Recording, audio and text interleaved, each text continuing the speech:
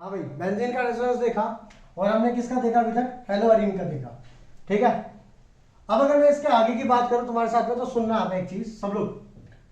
Question आता है why haloarenes are less reactive than haloalkanes towards nucleophilic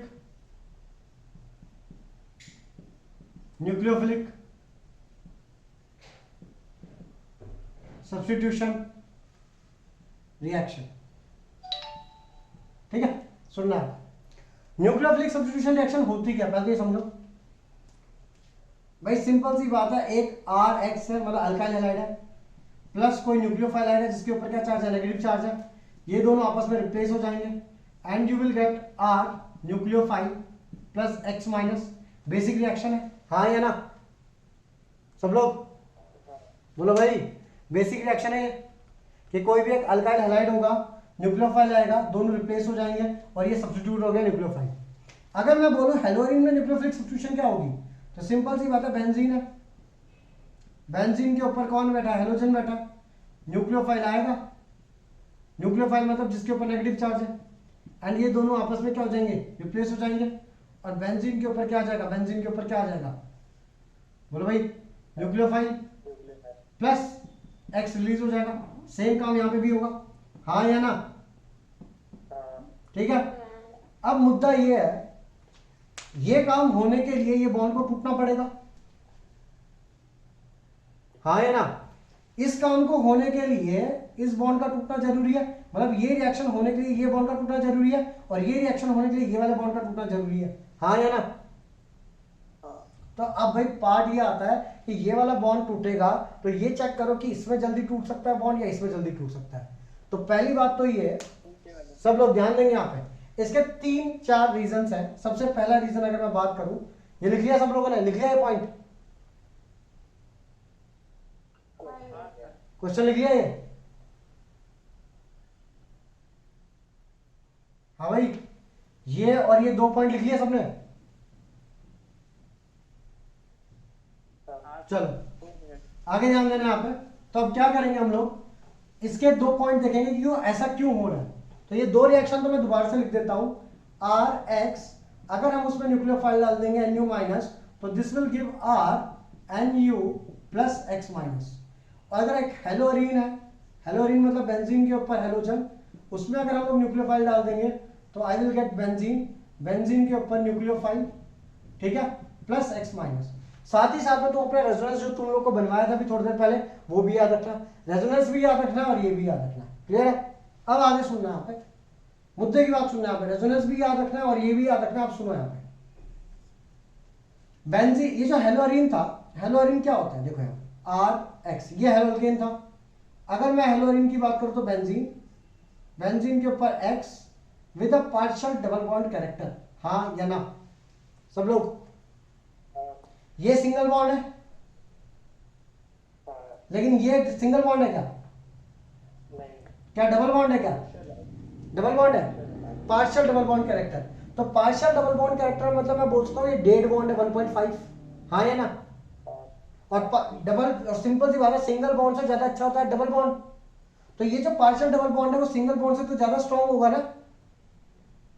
तो what I can say is, because haloarenes has CX bond, ध्यान देना यहाँ पे, CX बॉन्ड इन हेलोअल्केन, या डायरेक्टली लिखो in haloarene, in haloarene has partial double bond character,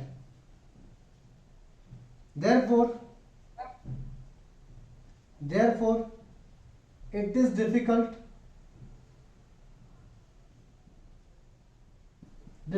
to cleave, it is difficult to dissociate CX bond in हेलोअरीन्स। ये question कई बार आया paper के अंदर, बहुत बार, समझे? यहाँ पे न्यूक्लियोफिलिक सब्स्टिट्यूशन कम क्यों देता है भाई? न्यूक्लियोफिलिक सब्स्टिट्यूशन के लिए बॉन्ड टूटना पड़ेगा, इधर से ये वाला बॉन्ड टूटना पड़ेगा, लेकिन यहाँ पे जो है पार्शियल डबल बॉन्ड कैरेक्टर है, यहाँ पे कुछ भी नहीं है ऐसा, तो पार्शियल डबल बॉन्ड कैरेक्टर की वजह से इस बॉन्ड को डिसोशिएट करना काफी डिफिकल्ट हो जाता है।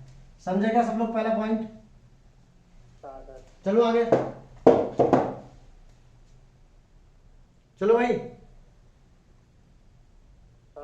जिसको भी लिखना है जल्दी लिख लो। अच्छा, अगर मैं इस कार्बन की बात करूं, जैसा कोई भी अल्काइल है, अल्काइल में मतलब जैसे कि मैंने बोल दिया था CH3 CH2X, इस कार्बन के कितने बॉन्ड बन रहे हैं हेलोकेन में? बोलो भाई। हाँ, कार्बन के कितने बॉन्ड बन रहे हैं मैं ये बोल रहा हूं, 4। तो 4 कार्बन जिसके बनते हैं वो sp2 हाइब्रिडाइज होता है, sp3 हाइब्रिडाइज होता है, sp3। लेकिन इस वाले में कार्बन के कितने बॉन्ड बन रहे हैं? अगर ये एक हेलोकेन है तो यहाँ पे C है, इधर पे ये वाला जो कार्बन है, सॉरी ये हेलोजन है, इस वाले कार्बन के इस साइड में डबल बॉन्ड बन रहा है, sp2 हाइब्रिडाइज है, sp3 हाइब्रिडाइज है, sp2 हाइब्रिडाइज है, पक्की बात है? ठीक है, तो अब ध्यान देना यहाँ पे CX, तुम ये लिख सकते हो halogen in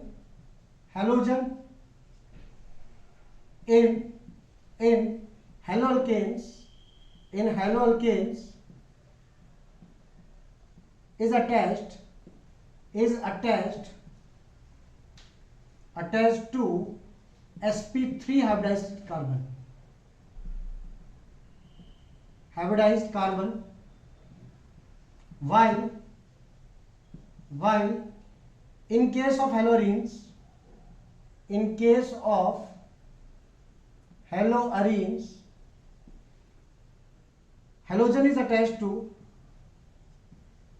halogen is attached to sp2 hybridized carbon atom, which is more electronegative,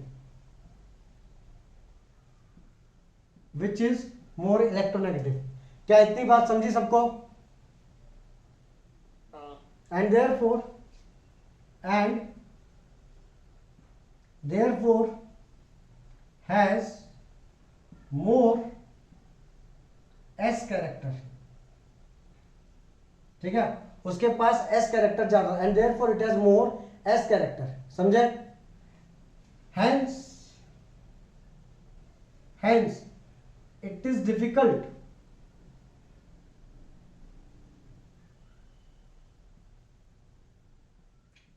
to dissociate CX bond in haloarenes.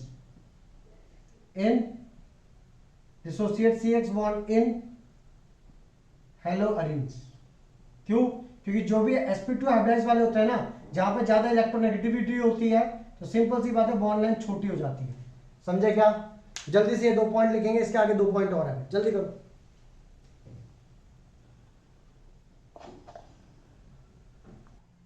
चलो ध्यान देना, अगले 2 पॉइंट सुनना यहाँ पे। रेजोनेंस को, जो रेजोनेंस स्ट्रक्चर था ना, उसको ध्यान में रखना। अगले 2 पॉइंट क्या है जिसकी वजह से हेलोअरीन्स की जो वो होती है, क्या बोलते हैं, अरे क्या बोलते हैं उसको, रिएक्टिविटी कम होती है हेलोअल्केन से। सुनना है, अगर ये हेलोअरीन है मींस बेंजीन के ऊपर कोई भी हेलोजन है, अगर ये बॉन्ड यहां से टूट गया, आई रिपीट, अगर ये बॉन्ड यहां से टूट गया तो क्या बनाएगा? बेंजीन। ये बॉन्ड टूट के गया तो ये इलेक्ट्रॉन लेके जाएगा, तो इसके ऊपर क्या आएगा? प्लस बॉन्ड बॉन्ड बॉन्ड आएगा, हाँ है ना सब लोग? इसको बोलते हैं फिनाइल कैटायन। अब एक चीज बताऊंगा तुम लोग को, ये जो बेंजीन था वो तो रेजोनेंस स्टेबलाइज था, क्यों? क्योंकि यहां पे इलेक्ट्रॉन घूम रहे हैं, बट फिनाइल कैटायन स्टेबल नहीं होता है। I repeat, phenyl cation stable नहीं होता। समझे क्या चीज? तो यहां पे तुम लोग को लिखना पड़ेगा द फिनाइल कैटायन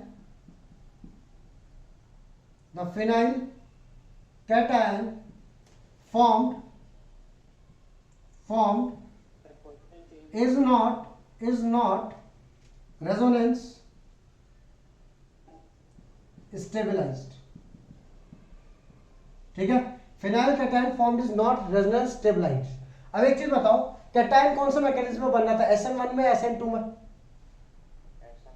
SN1 में. therefore SN1 mechanism is ruled out मतलब कि SN1 तो बिल्कुल नहीं दिखाएगा ये. क्यों? क्योंकि इसमें क्या होता है कि फिनाइल कैटायन क्या होता है, प्लस होता है, एंड हेंस SN1 मैकेनिज्म में अगर जाएंगे तो यहाँ पे कैटायन बनेगा, और इससे जो फिनाइल कैटायन बना that is not resonance stabilized. अगर स्टेबलाइज ही नहीं है, ये मॉलिक्यूल स्टेबल ही नहीं है, मतलब बनेगा नहीं, एंड हेंस SN1 मैकेनिज्म नहीं हो सकता है. समझे क्या चीज सब लोग? बाकी लोग भाई चलो आगे सुनना है. जो तुम लोगों ने वहां पे रेजोनेंस बनाया था, रेजोनेंस के ऊपर क्या माइनस चार्ज आ रहा था इधर पे, फिर रेजोनेंस के ऊपर चार्ज आ रहा था माइनस, यहाँ पे आ रहा था क्या? आगे ना ये बनाना मत, बट रेजोनेंस के ऊपर इधर माइनस चार्ज आ रहा था, और इनकमिंग जो न्यूक्लियोफाइल है उसके ऊपर भी क्या चार्ज है, नेगेटिव चार्ज. तो बिकॉज ऑफ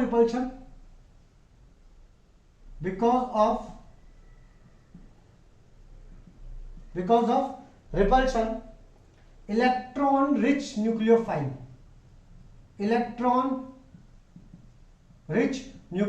क्यों बोल रहे इलेक्ट्रॉन रिच न्यूक्लियोफाइल, को बता सकता है? हाँ भाई, क्योंकि न्यूक्लियोफाइल के ऊपर या तो नेगेटिव चार्ज होगा या फिर क्या होगा, लोन पेयर होगा, हाँ कि ना. और यहां पे तीन जगह पे पोजीशन पे क्या बैठे हुए, इलेक्ट्रॉन बैठे हुए. जब इन तीन पोजीशन पे इलेक्ट्रॉन बैठे हुए, सिंपल सी बात है, और आने वाले के पास भी नेगेटिव चार्ज है, तो नेगेटिव को क्या करेगा, बोलो. ठीक है, तो because of repulsion electron rich nucleophile was hindered by negative charge on benzene ring. समझे क्या? जल्दी से लिखेंगे इन 2 पॉइंट को, फिर 4 पॉइंट को एक साथ बताता हूं, मैं दोबारा से एक्सप्लेन करता हूं, जल्दी से लिखो इसको.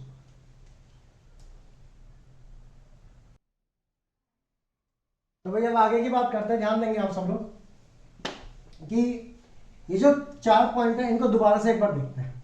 ठीक है, सुनना आप है, सिर्फ अभी लिखवाऊंगा नहीं, सिर्फ बोलूंगा, सुनना आप है. सबसे पहले रेजोनेंस की बात करते हैं. तो एक बेंजीन है, बेंजीन के ऊपर हेलोल्केन है, मतलब हेलोजन है, तो ये रहा हेलोजन, इसके ऊपर 2-3 लोन पेयर. ये जब अंदर आएगा तो ये बॉन्ड शिफ्ट होगा, दिस विल गिव बेंजीन. ठीक, बेंजीन के ऊपर X लोन पेयर प्लस, ठीक है, यहां पे आ जाएगा माइनस. ठीक है, सॉरी, यहां पे पहले बॉन्ड आएगा, इस पे माइनस और इसके ऊपर आएगा प्लस चार्ज. बाकी जब ये अंदर आएगा तो ये बॉन्ड आगे शिफ्ट होगा, this will give benzene. Benzene के ऊपर double bond X lone pair plus bond minus, यहां बॉन्ड. ठीक है, और यहां आएगा माइनस. जब ये अंदर आएगा तो इस पे शिफ्ट हो जाएगा, दिस विल गिव बेंजीन. यहां पे minus bond double bond X lone pair और प्लस. जब ये इधर आएगा तो ये इस पे वापस, तो this will give benzene. Benzene के ऊपर single bond X lone pair, यहां बॉन्ड. ये बन गया रेजोनेंस. ठीक है, अब देखने वाली बात ये है, सबसे पहला पॉइंट, ये वाला जो बॉन्ड है कभी सिंगल है, डबल सिंगल. क्लियर है? मींस CX बॉन्ड जो है in haloarenes has partial double bond character. आगे ना सब लोग, CX bond in haloarenes has partial double bond character. Simple सी बात है. इसका मतलब ये अगर वो डबल बॉन्ड है, और CX बॉन्ड जो होता है इन हेलोअल्केन्स वो कैसा है, सिंगल बॉन्ड है. अगर ये पार्शियल डबल बॉन्ड करेक्टर है मीन्स ये ना तो सिंगल ही है ना तो डबल ही है, बट सिंगल से तो ज्यादा स्ट्रॉन्ग है एंड हेंस इसको तोड़ना इतना इजी नहीं है, वो हमने लिखा था। ठीक है, ये पहला पॉइंट। सेकंड पॉइंट की अगर मैं बात करूं, हेलो अल्केन्स में क्या होता है, जैसे कि मैं एक हेलोजन लेता हूं CH3CH2X ले लिया मैंने, ये वाला जो कार्बन है जिससे हेलोजन अटैच है दैट इज sp2 हाइब्रिडाइज्ड।